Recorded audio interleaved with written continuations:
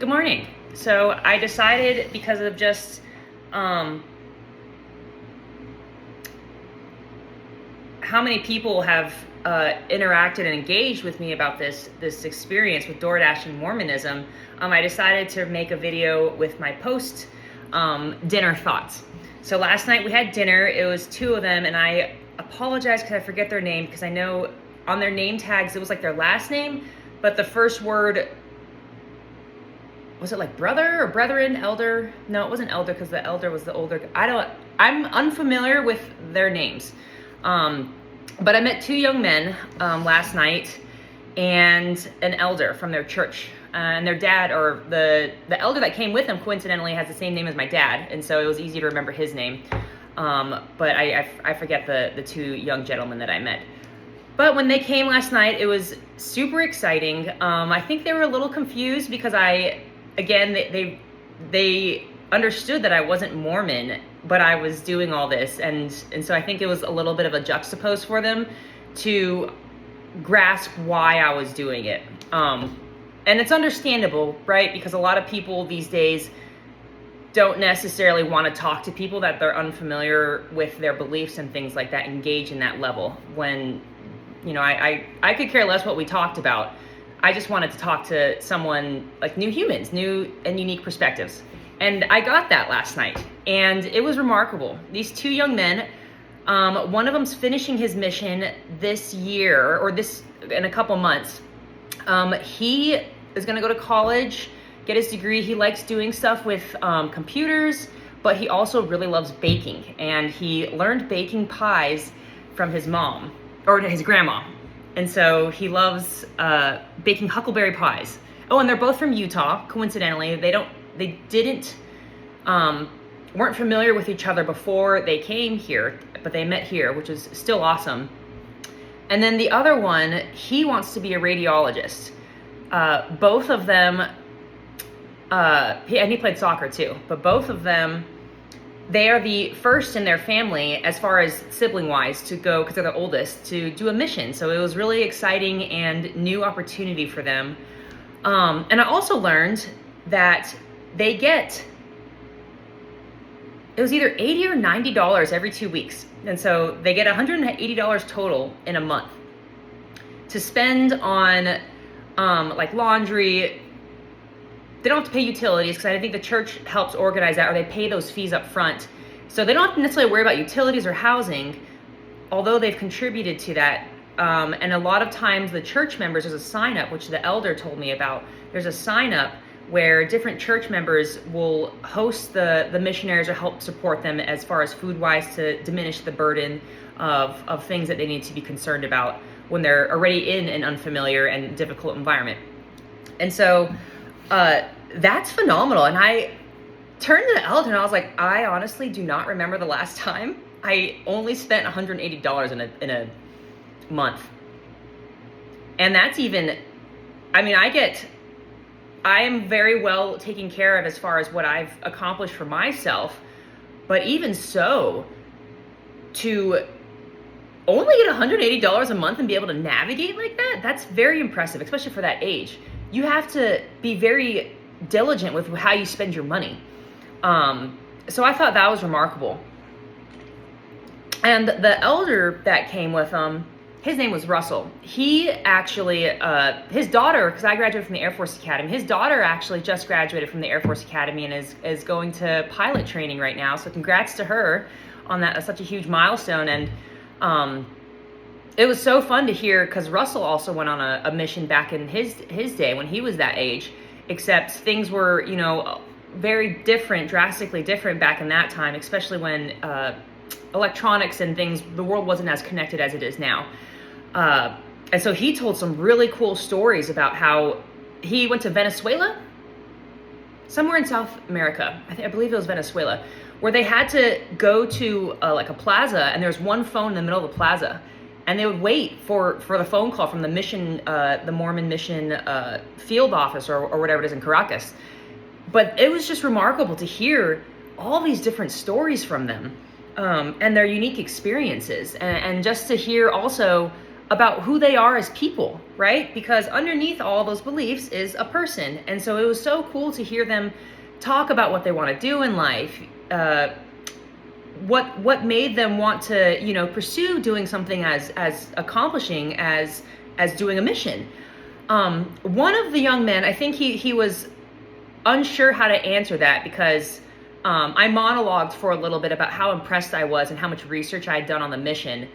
And then I asked them, so what made you want to do this? And one of them couldn't quite answer, which is fair, because I really built up what a mission is. I'm just so unfamiliar with it. And I think for them, within the Mormon religion, people often look at it as just a thing you have to do, or kind of, that's a bad way to put it, because you have a choice to do it.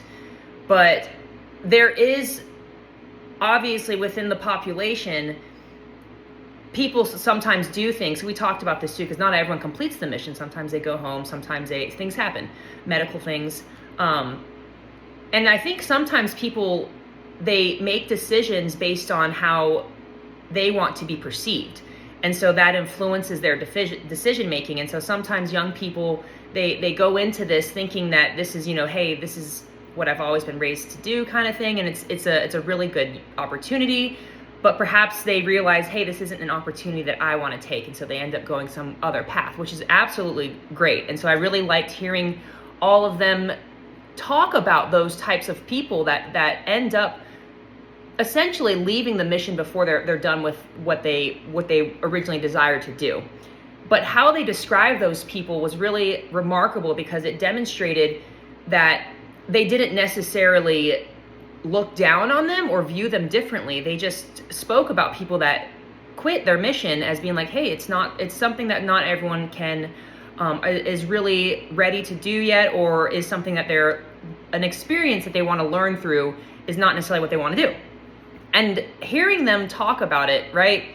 Because when someone quits something like that or leaves something like that, usually there's a social connotation with it. And none of them demonstrated that. A little bit from the elder, right? He said something like, his tone was a little bit like, oh yeah, some people can't handle it. But that was as far as his remarks went, and it was more of a joking manner, and more lighthearted, and not something that was from a place of judgment. So I appreciated them sharing that about within their own religion, and recognizing that, hey, like, everyone has a life of themselves, and sometimes things change. And so it was cool to experience that. And then at the end, though, so I'm going to apologize for jumping around so much, because my mind, I'm still processing all this, all the details and nuances of what I experienced. But actually, I think one of my favorite parts was them talking about their doctrine. And because at the end, they like to do like a lesson or something, like a teach you something or share something with you. And I'm okay with that, like I said before. And I loved it, actually, because I witnessed two young men, 18, 19, what, they were very young people in this huge transitional, pivotal moment in their life, when they're going from a youthful state almost to going into the breath of humanity and what they have to experience through life. And they were practicing their public speaking and their teaching and being able to utilize their words in order to facilitate understanding and make an environment that's welcoming. And it was so remarkable to watch them practice that. Public speaking is not easy, especially to a stranger who to be fair, I've done research into the paradigm of Mormonism, because if I'm going to immerse myself within it, I want to be familiar enough that I can navigate it and be able to discern and differentiate what they're saying to me, regardless of what language they're using. And so one of the cool things they did, the one that wants to be a radiologist, he was really good. He could tell he was a little more creative as far as using analogies, because he had demonstration with his hand and using his phone and stuff like that. But one of the first things they said was, "What's a prophet?" And I will preface this: whenever someone talks to me about any of their paradigms or their beliefs, I perceive things differently, because I don't necessarily just hold one view, because I like to understand the full picture. And if I'm just looking at one puzzle piece, I can't understand or assemble a full picture or a full puzzle. And so when he asked me, and this is why I was very gentle, and I didn't want to ask questions because they love getting questions, but I don't think they understand the type of questions I ask. Because, for instance, the types of questions I ask are, well, how can you discern when someone's in a state of understanding versus misunderstanding? And that's something most people don't necessarily think about or catch them off guard, right? Because for them, they were utilizing words like God and the prophets and things like that. But essentially what they were demonstrating, or what they were talking about, was states of misunderstanding versus understanding. But I didn't want to talk to them or bring that up, bring awareness to that, because again, they were learning. Learning environments don't necessarily, you don't ask questions to belittle someone or make them uncomfortable. You ask questions to help them grow in a way that doesn't make them feel inferior. And from how, right, these two young men are learning, and this elder, for me to come in and say something like that, I understand that it's maybe a little bit jarring, because not many people think that way. So when they asked me, like, well, what's a prophet? And I said, oh, a prophet is someone who is able to perceive messages or perceive movement and translate it in an understandable way.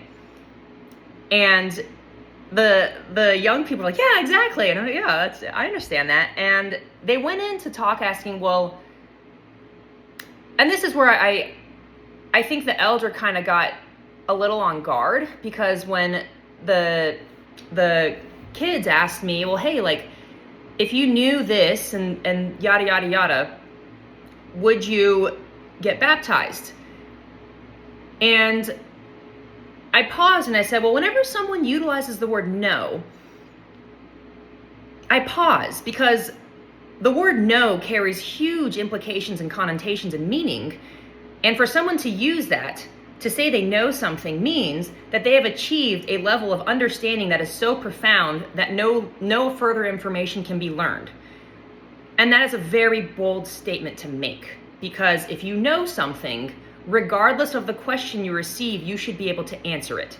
And so because of that, I refrain from using the word no, because I don't know anything other than I exist. That's about as far as I can confirm that I know. And so I explained this to them, and they were like, oh. So that kind of caught them off guard, I think. And I didn't mean to. But again, I like to, again, immerse myself into different perspectives, because I like to see how it feels and experience it. But also I recognize the underlying language or the meaning behind the language. And so another thing they were talking about was baptism.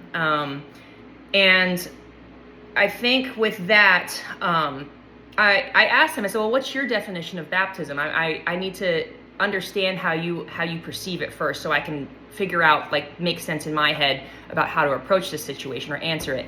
And so he answered, what did he answer? Something about, it's a symbolic thing, right? The baptism, the literal act of baptism is a symbolic thing. He understood that part, but the nuances of what that symbolism demonstrates, he got a little confused with that, which is understandable. Again, he's in a state of learning. And so I explained to him how I perceive the word baptism and what it symbolizes. And I said the action, when he asked me if I've been baptized. And I said, if you mean by the symbolic act of physically being dunked under water to represent something, yes, I have done that.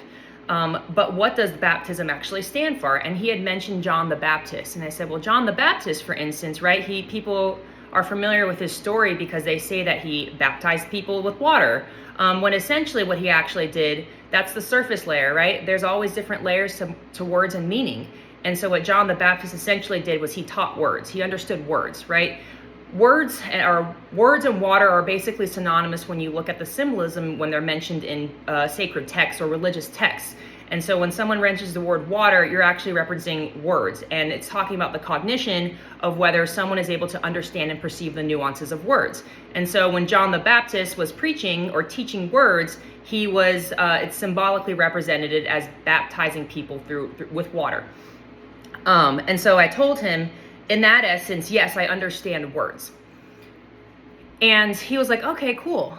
And I think, and again, I spoke kind of quick how I just did. And so it confused them a little bit. But we were able to have a really great conversation. And it was super fun. And they wanted to come back. And I was like, yeah, okay. I always allow people, I usually immerse myself into something at least 3 times.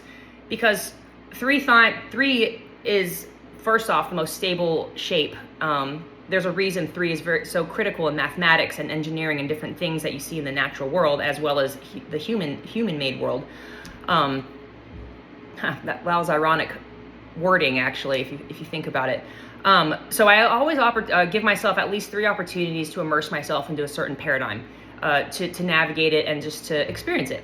And so they're coming back Friday, and I'm excited about that because the elder, he wants to come and he wants to bring his wife. And I was like, yeah, you can bring whoever, I don't mind. And so we're going to get together this Friday and talk about more stuff and just hang out and have fun. It was really cool talking to actually Russell about his daughter and his family, because again, his daughter just graduated from the Air Force Academy, and he gave her her first salute, which is also what my dad did for me, so it was really cool to just be able to connect on that and then talk about that. And he's Army, and my dad was Army as well.